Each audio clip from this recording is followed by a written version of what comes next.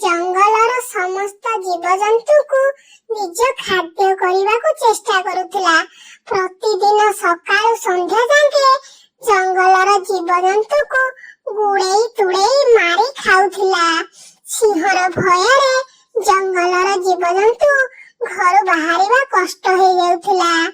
ତେବେ ଦିନେ ସମସ୍ତ ଜୀବଜନ୍ତୁ ଏକାଠି ହୋଇ ଗୋଟିଏ ଉପାୟ ବିଚାର କଲେ ଏବଂ ସେମାନେ ସିଂହ ପାଖକୁ ଯାଇ ସେଇ କଥା କହିବାକୁ ଭାବିଲେ। ସମସ୍ତେ ସିଂହ ପାଖରେ ହାଜର ହେଲେ। ବିଲୁଆ ସମସ୍ତଙ୍କଠୁ ଚତୁର ଥିଲା। ସେ ସିଂହକୁ ଗୋଟିଏ ପରାମର୍ଶ ଦେଲା। କହିଲା, ମହାରାଜ, ଆପଣ ବୁଢା ହେଇଯାଉଛନ୍ତି ଏବଂ ଦୁର୍ବଳ ମଧ୍ୟ। ଆପଣ କାହିଁକି ପରିଶ୍ରମ କରିବେ? ଆପଣ ଏ ଜଙ୍ଗଲର ରାଜା। ଆପଣ ଗୁମ୍ଫାରେ ସୁରକ୍ଷିତ ଭାବେ ରୁହନ୍ତୁ। ଆମେ ପ୍ରତିଦିନ ଗୋଟିଏ ଲାଖେ ପଶୁ ଆପଣଙ୍କର ଖାଦ୍ୟ ହେବାକୁ ଆସିବୁ। ତେବେ ସିଂହକୁ ବିଲୁଆର କଥା ମନକୁ ପାଇଥିଲା। ସେ ଭାବିଥିଲା, ବିଲୁଆଟି ଠିକ କହୁଛି। ମୁଁ ଏ ଜଙ୍ଗଲର ରାଜା। ମୁଁ ଯାହା ଚାହିଁବି ସେଇଆ ହବ। ମୁଁ କାହିଁକି ଏମାନଙ୍କୁ ଗୋଡେଇ ଗୋଡେଇ ଖାଇବି? ଯଦି ଏମାନେ ମୋ ଗୁମ୍ଫାକୁ ଆସିଯିବେ ତ ଭଲ।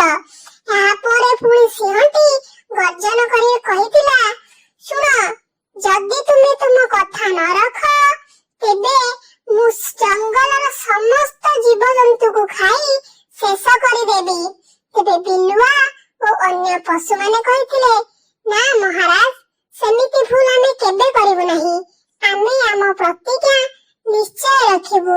ଆପଣଙ୍କ ଗୁମ୍ଫାକୁ ପ୍ରତିଦିନ ଗୋଟିଏ ଗୋଟିଏ ପଶୁ ଆସି ହାଜର ହୋଇଯିବେ। ତେବେ ସବୁଦିନ ସିଂହ ପାଖକୁ ଗୋଟିଏ ଗୋଟିଏ ପଶୁ ପଠାଇବା ପାଇଁ ନିଷ୍ପତ୍ତି ହେଲା। ସିଂହ ତା ଗୁମ୍ଫାରେ ରହିଲା। ଜୀବଜନ୍ତୁ ମାନେ ତାଙ୍କ ବସାକୁ ଫେରିଲେ। ତେବେ ନିଜ କଥା ରଖି ପ୍ରତିଦିନ ପାଳି କରି ଗୋଟିଏ ଗୋଟିଏ ପଶୁ ସିଂହ ଗୁମ୍ଫାକୁ ପଠା ଯାଉଥିଲା। କିଏ କାହାର ପୁଅକୁ ପଠେଇ ଦଉଥିଲା, କିଏ କାହାର ସ୍ୱାମୀ, ପୁଣି କାହାର ମା ଯାଇଥିଲା। ତେବେ ମନ ଦୁଃଖରେ ଜୀବଜନ୍ତୁ ସିଂହ ପାଖକୁ ଖାଦ୍ୟ ପଠାଉଥିଲେ। ଏମିତି ହେବା ଦ୍ୱାରା ଜଙ୍ଗଲରୁ ପଶୁ ସଂଖ୍ୟା ମଧ୍ୟ କମୁଥିଲା। ତେବେ ଦିନେ ଠେକୁଆର ପାଳି ପଡିଲା। ଗୋଟେ ଛୋଟ ଠେକୁଆକୁ ସିଂହ ପାଖକୁ ପଠାଯିବ ବୋଲି ନିଷ୍ପତ୍ତି ହେଲା। ସେଇ ଠେକୁଆଟି ବହୁତ ଚତୁର ଥିଲା, କିନ୍ତୁ ସେ ଚାହୁଁନଥିଲା ଯେ ସିଂହର ଏହିଭଳି କାର୍ଯ୍ୟ ଆଗକୁ ବଢୁ ଏବଂ ତା ଲାଗି ତା ଜଙ୍ଗଲର ଅନ୍ୟ ଜୀବଜନ୍ତୁ ହଇରାଣ ହୁଅନ୍ତୁ। କିନ୍ତୁ ସେ ତା ସାଙ୍ଗ ମାନଙ୍କର ବା ତା ଜଙ୍ଗଲର ଜୀବଜନ୍ତୁ ମାନଙ୍କର ଜୀବନ ରକ୍ଷା ପାଇଁ ବାଧ୍ୟ ହୋଇ ସିଂହ ଗୁମ୍ଫା ଆଡକୁ ଯାଉଥିଲା ଏବଂ କିଭଳି ଏହି ବିପଦରୁ ରକ୍ଷା ପାଇପାରିବ, ଅନ୍ୟ ଜୀବଜନ୍ତୁଙ୍କୁ ରକ୍ଷା ଦେଇପାରିବ, ସେ ଭାବି ଭାବି ଯାଉଥିଲା। ତା ମୁଣ୍ଡକୁ ଗୋଟେ ବୁଦ୍ଧି ଆସିଲା। ସେ ପୁରା ଧୀରେ ଧୀରେ ଗଲା। ଧୀରେ ଧୀରେ ଯାଇ ବହୁ ଡେରିରେ ଗୁମ୍ଫାରେ ପହଞ୍ଚିଲା। ସେତେବେଳକୁ ସିଂହକୁ ପ୍ରବଳ ଭୋକ। ସେ ଭୋକରେ ଆଉଟ ପାଉଟ ହେବା ସହ ରାଗି ନାଲି ହେଇଯାଇଛି। ଏହା ସହ ଛୋଟ ଠେକୁଆକୁ ଦେଖି ସେ ଅଧିକ ରାଗିଗଲା। କହିଲା, ତମେ ଏତେ ପର୍ଯ୍ୟନ୍ତ କେଉଁଠି ଥିଲ? ମୁଁ ବହୁତ ଭୋକିଲା। ପୁଣି ଏତେ ଛୋଟ ଠେକୁଆ ମୋ ଖାଦ୍ୟକୁ କଣ ପାଇବ? ମୁଁ କାଲି ସମସ୍ତ ଜଙ୍ଗଲର ଜୀବଜନ୍ତୁଙ୍କୁ ଖାଇ ଶେଷ କରିଦେବି।